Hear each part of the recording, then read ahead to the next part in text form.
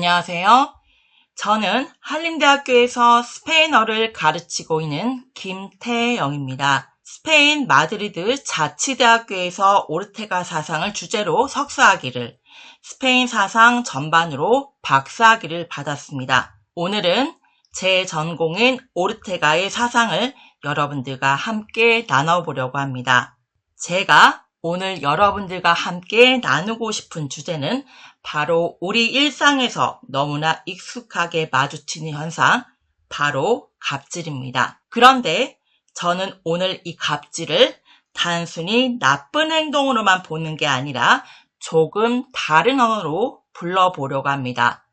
바로 무례라는 말로요. 왜 갑질 대신에 무례라는 말을 쓰려는 걸까요? 갑질은 갑과 을이라는 권력관계를 전제하지만 무례는 그런 권력관계와 상관없이 누구나 행할 수 있는 행위이기 때문입니다. 그리고 이 무례가 왜 우리 시대에 이렇게 만연하게 되었는지를 100년 전 스페인의 한 철학자의 눈으로 함께 들여다보도록 하겠습니다. 문명이 발전할수록 사람들은 더 예의 바르고 서로를 배려하게 될 거라고 생각하기 쉽죠. 교육 수준이 높아지고 물질적으로 풍요로워지면 당연히 인간관계도 더 성숙해질 거라고요. 그런데 현실은 어떤가요?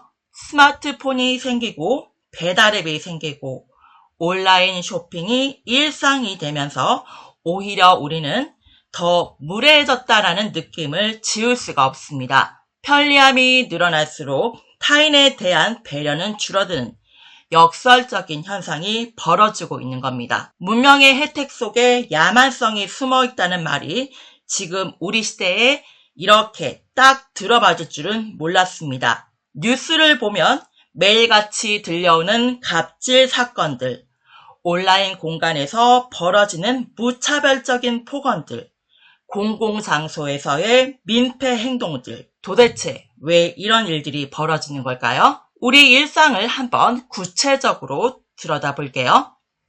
첫 번째, 소비 환경입니다. 돈을 쓴다는 이유만으로 상대방을 하대하는 행위. 다들 한 번쯤 보셨거나 당해보셨을 거예요. 카페에서, 음식점에서, 백화점에서 손님은 왕이다라는 말 뒤에 숨어서 내가 손님인데 라는 논리로 타인의 인격을 짓밟는 행위가 너무나 흔해졌습니다. 구매력이 곧 인격적 우위라는 착각에서 비롯된 거지요. 두 번째, 주거 환경입니다. 층간소음 문제 다들 아시죠? 내 집에서 내 마음대로 할 수 있다는 권리 주장이 타인의 존엄을 완전히 무시하는 방식으로 표출되는 경우가 점점 늘고 있습니다. 심각한 경우 이웃 간 폭력 사태로까지 이어지기도 하죠. 사적 공간이라는 이름 아래 타인의 삶을 침해하는 권리주의가 만연해졌다라고 볼 수 있습니다. 세 번째, 공적 환경입니다. 지하철에서, 버스에서, 공공장소에서 타인의 평온을 아무렇지 않게 침해하면서 성찰하지 않는 모습들, 큰 소리로 통화하거나 자리를 독차지하거나 줄을 새치게 하면서도 아무런 미안함을 느끼지 못하는 행동들, 이것이 오늘 제가 말씀드릴 무례의 민낯이라고 볼 수 있습니다. 자, 그렇다면 이 무례를 어떻게 설명할 수 있을까요? 저는 여기서 한 철학자를 여러분들께 소개해 드리려고 합니다. 그의 이름 호세 오르테가 이 가세트. 1883년에 태어나서 1955년에 생을 마감한 스페인의 철학자입니다. 20세기 스페인을 대표하는 사상가인데요. 독일의 마르부르크 대학에서 공부한 정통 철학자이기도 합니다. 그런데 오르테가가 다른 철학자들과 구별되는 점이 하나 있습니다. 그는 추상적인 개념의 세계에 머물기를 거부했습니다. 그에 따르면 나는 윤전기 위에서 태어났다라는 말을 남겼는데요. 자, 여기서 윤전기는 신문을 대량으로 찍어내는 인쇄기를 의미합니다. 철학자가 신문 인쇄기에서 태어났다라고 하는 게 무슨 말일까요? 그만큼 신문과 잡지를 통해서 일반 대중과 끊임없이 소통하는 것을 자신의 사명으로 여겼다는 뜻입니다. 철학이 상아탑 안에 갇혀 있어서는 안 된다고 생각했던 거죠. 그는 또한 추상을 넘어서 생생한 삶으로의 철학적 회귀를 시도했습니다. 우리가 살아가는 구체적인 현실, 바로 그 안에서 철학이 시작되어야 한다라고 봤던 거예요. 그래서 오늘 이 자리에서 여러분들과 함께 그의 사상을 나누는 게 어쩌면 아주 자연스러운 일일지도 모릅니다.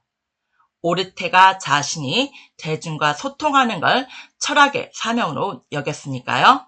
자, 그럼 이쯤에서 오르테가 사상의 핵심 개념 하나를 소개해 드리도록 하겠습니다. 바로 생적 이성, 스페인어로는 라손 비탈입니다. 어렵게 들리시죠? 쉽게 말씀드리면 이렇습니다. 우리가 흔히 생각하는 이성은 차갑고 계산적인 것, 논리적으로 따지는 것이라고 생각하기 쉬운데요. 오르테가는 이를 달리 봤습니다. 이성은 삶 바깥에 있는 도구가 아니라 살아가는 과정 그 자체라는 겁니다. 다시 말해서 진정한 이성이라는 것은 책상 위에서 계산하는 게 아니라 삶 속에서 타인과 부딪히고 배려하면서 작동한다라는 이야기가 되겠습니다. 타인의 삶을 고려하지 않는 사고는 오르테가에게는 이성이 아닌 거죠. 그래서 그는 이렇게 말했습니다. 살기 위해서 생각하는 것이지 생각하기 위해 사는 것이 아니다. 이 말 오늘 우리 주제와 깊게 연결됩니다. 무례한 사람은 타인의 삶을 생각하지 않아요. 자신의 욕망만이 전부인 거죠. 생각이 삶과 분리된 겁니다. 생적 이성을 잃어버린 인간.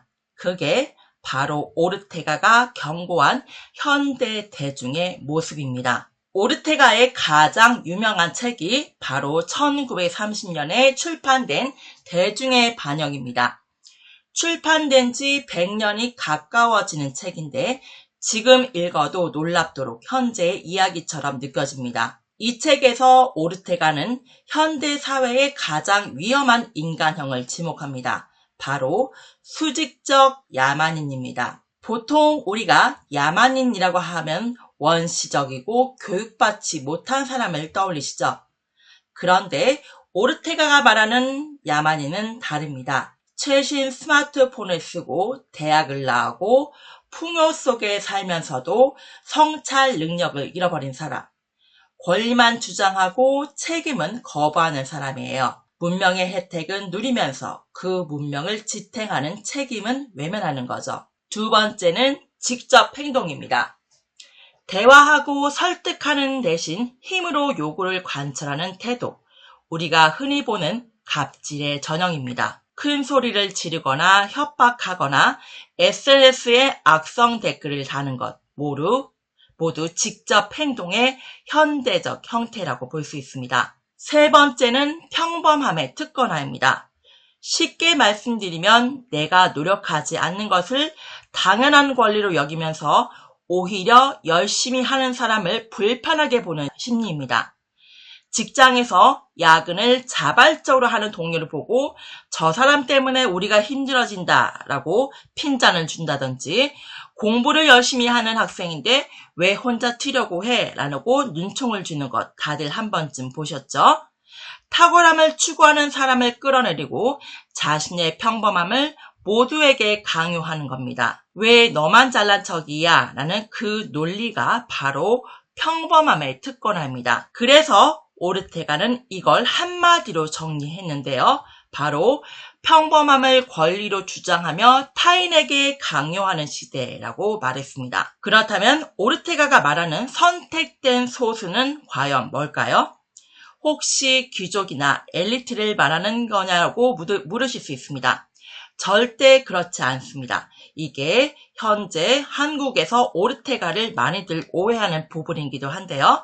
자, 오르테가에 의하면 선택된 소수는 태어날 때부터 정해지는 것이 아닙니다. 학벌이나 재산, 사회적 지위와도 무관합니다. 자기 자신에게 더 많은 것을 요구하는 사람, 타인을 존중하고 배려할 줄 아는 사람, 그리고 삶을 생적 이성으로 바라볼 줄 아는 사람이 바로 선택된 소수라고 볼 수 있습니다. 누구든 그런 태도로 살기를 선택한다면 선택된 소수가 될 수 있는 겁니다. 지금 제가 띄워드린 표로 보시면 더 명확한데요. 대중인은 타인을 하대하고 욕망에 따라 행동하고 문명을 소비만 합니다. 반면에 선택된 소수는 타인을 존중하고 생적 이성으로 살아가며 문명을 창조적으로 수호합니다. 갑질하는 사람이 사회적으로 높은 지위에 있어도 오르테가의 기준으로는 대중인인 겁니다. 반대로 평범한 시민이라 할지라도 타인을 배려하고 책임있게 행동하면 그건 선택된 소수라고 볼 수 있겠습니다. 오르테가의 가장 유명한 말 중 하나를 직접 옮기면서 마무리하겠습니다. 오르테가에 의하면 나는 나와 나의 환경이다. 내가 나의 환경을 구하지 못하면 나는 구원받지 못한다. 자, 과연 이 말이 오늘 저희가 다루고 있는 주제와 어떻게 연결이 될까요? 무례는 단순히 개인의 나쁜 버릇이 아닙니다. 내가 속한 환경, 내 주변 사람들, 우리 사회 전체를 어떻게 대하느냐의 문제입니다. 타인을 무례하게 대하는 순간 나 자신도 함께 무너지는 거고요. 내 환경을 망가뜨리는 순간 나도 구원받지 못한다고 볼 수 있습니다. 반대로 내가 환경을 배려하고 존중하는 사람이 바로 오르테가가 말한 선택된 소수라고 볼 수 있고요. 그런 사람들이 많아질 때 우리 사회가 비로소 구원받을 수 있다는 메시지가 되겠습니다. 무례의 시대를 살아가는 우리에게 오르테가는 100년 전에 이미 답을 던져놓았습니다. 타인을 존중하는 것이 결국 나 자신을 구하는 길이라고요. 무례의 시대의 오르테가 사상이 우리에게 던지는 질문은 단순합니다. 당신은 지금 어떤 인간으로 살고 있습니까? 대중인으로 살 것인지, 선택된 소수로 살 것인지 그 선택은 거창한 것이 아닙니다. 오늘 카페에서 직원에게 어떻게 말을 건네는지, 지하철에서 옆 사람을 어떻게 대하는지, 그 작은 순간들의 연속이 바로 우리가 어떤 사람인지를 보여주는 거니까요. 오늘 강연이 그 질문을 한 번쯤 되새기는 계기가 되었으면 좋겠습니다. 경청해 주셔서 감사합니다.